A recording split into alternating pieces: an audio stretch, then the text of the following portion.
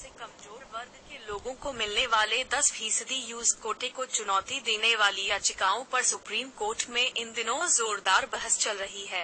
एक तरफ इस आरक्षण को चुनौती देने वाली याचिकाओं में कहा गया है कि यह व्यवस्था संविधान के ही खिलाफ है।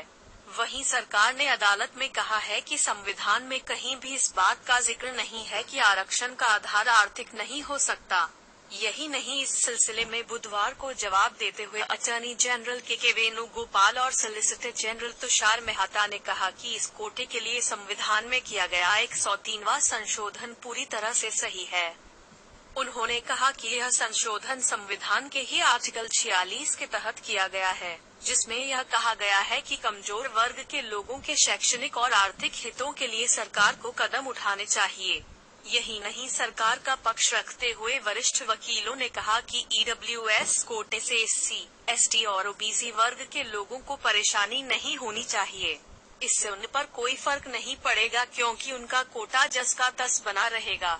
उन्होंने कहा कि आर्थिक रूप से कमजोर वर्ग के लिए 10% का कोटा उस 50% में से दिया गया है जो अनारक्षित सीटों के लिए हैं। टाइम्स ऑफ इंडिया की रिपोर्ट के मुताबिक इस दौरान सरकार ने बड़ा डेटा देते हुए कहा कि सामान्य वर्ग के 5.8 करोड़ लोग देश में गरीबी रेखा से नीचे हैं।